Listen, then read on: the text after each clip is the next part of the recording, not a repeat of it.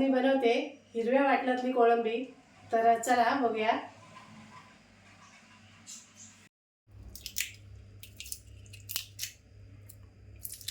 ही समुद्री आहेत ना कोळंबी? हो, ही समुद्री आहेत कोळंबी.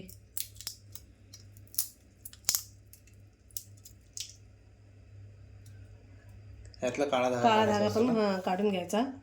असा तो व्यवस्थित निघत नाही, तर सुरीने याचा कट द्यायचा. हलकासा कट हलकासा मग निघतो तो. त्यात सगळी वाळू वगैरे असते ना? हो, त्याच्यामध्ये वाळू असते. त्याचं खाल्लेलं असतं काही नाही काय.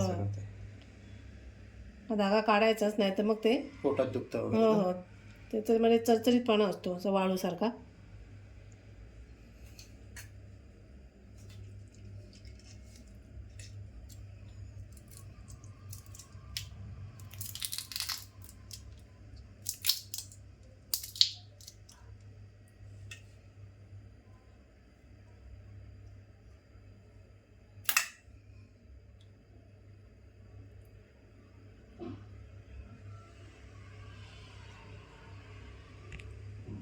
कोळंबी बघा मस्त अशी साफ करून धुवून वगैरे घेतली. आता तिला मीठ लावून अशी थोडा वेळ ठेवून देते. आता कोळंबीला ना मी मीठ आणि हळद थोडीशी लावून ठेवते.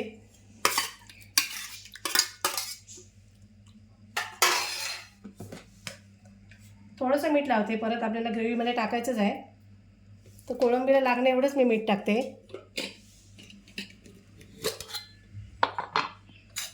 तर थोडीशी अर्धा चमचा हळद टाकते. आणि त्याला उग्र वास असतो ना, म्हणून मी थोडंसं लिंबू घेतले, अर्धा लिंबू, त्याचं ते पण पिळून घेते.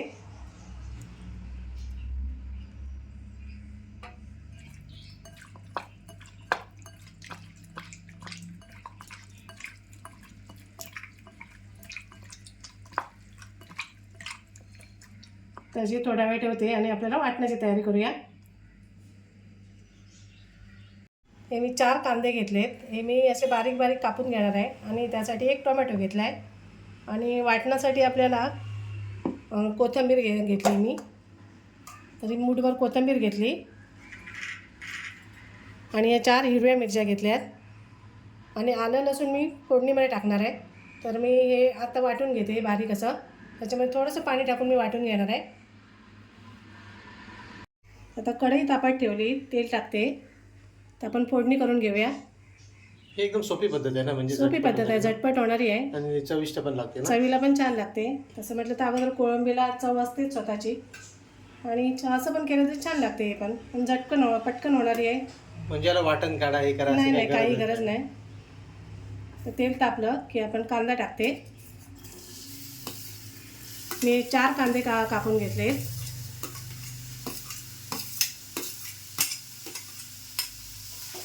कांदा मस्त असा मऊ करून घ्यायचा.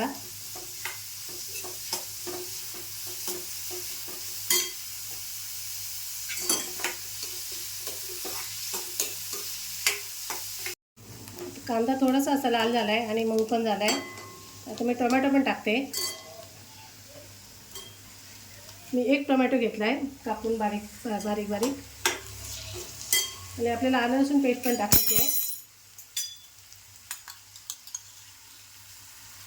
1 चमचा ना? 1 चमचा.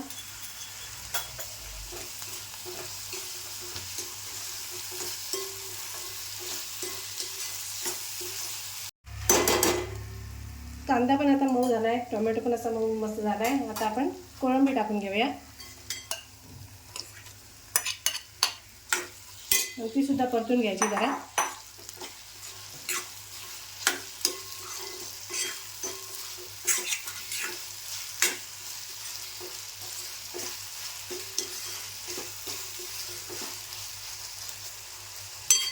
तर 2 मिनिटासाठी ना मी झाकण ठेवते.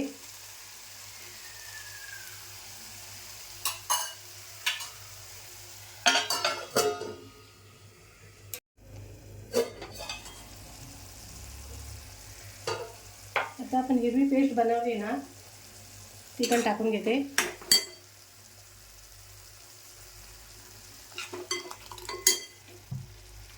हिरव्या पेस्टमुळे जास्त चव येते ना? हो हो.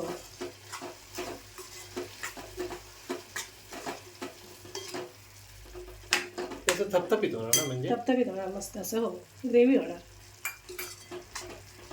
थिक ग्रेव्ही अशी. ती ग्रेव्ही ती आपण भातावर पण खाऊ शकतो, भाकरीबरोबर चपातीबरोबर पण कशावर खाता येते. झटपट आहे, काय वेळ हो, नाही. काय वेळ नाही लागत. वाटण काढा हे करा ते करा नाही असं काय नाही नाही.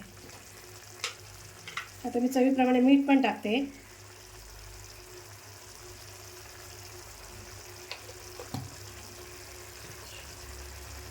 मी लाल मसाला 1 चमचा घेतला आहे, मिरची पावडर, आणि 1 चमचा मालवणी मसाला घेतला आहे, तो सुद्धा टाकते.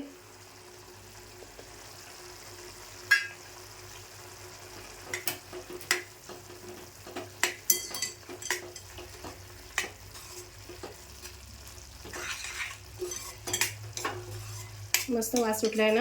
हो सर, एकदम मस्त.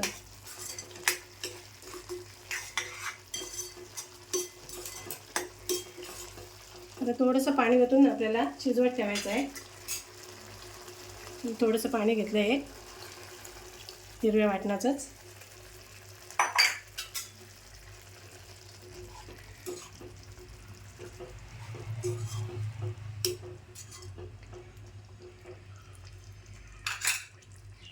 थोडा वेळ मी झाकून ठेवते. परत आता कोळंबी जरा शिजू दे चांगली, आणि मसाले पण आपले शिजू दे, तर त्यासाठी मी झाकून ठेवते.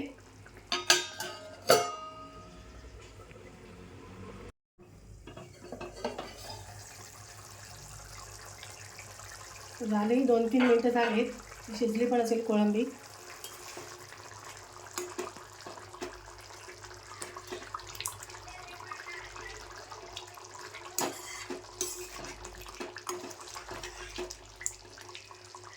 तर थोडासा मी गरम मसाला टाकते, अर्धा चमचा.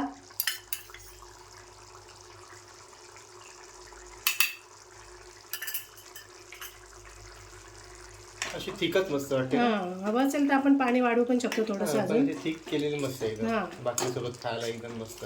तांदळाची जर भाकरी असेल त्यासोबत, भातासोबत देखील मस्त लागेल. मस्त लागणार. हो. आता थोडीशी कोथिंबीर पण टाकते.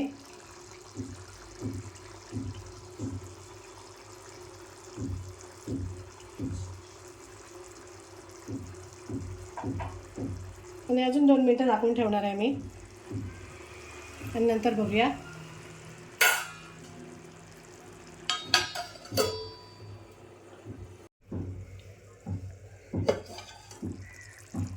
झाली मस्त अशी ग्रेव्ही मस्त तयार ना झाली. एकदम. कलर एकदम मस्त कलर पण आला. मस्त आलाय. थपथपीत अशी मस्त तर मस्तच झाली. आता ना गॅस बंद करते. आणि काढून घेते. आता काढून घेते. झालं म्हणजे ना. झालंय, तयार झाली. आता गॅस बंद करते.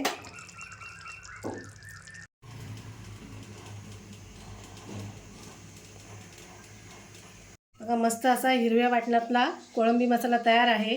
तुम्ही सुद्धा माझ्या पद्धतीने एकदा नक्की बनवून बघा. हो, मस्त लागणार, एकदम छान हो, लागतं. झटपट होतं, काही वेळ लागत नाही. आणि व्हिडिओ आवडल्यास लाईक करा, कमेंट करा, शेअर करा, आणि आमच्या चॅनलला सबस्क्राईब करा. धन्यवाद. धन्यवाद.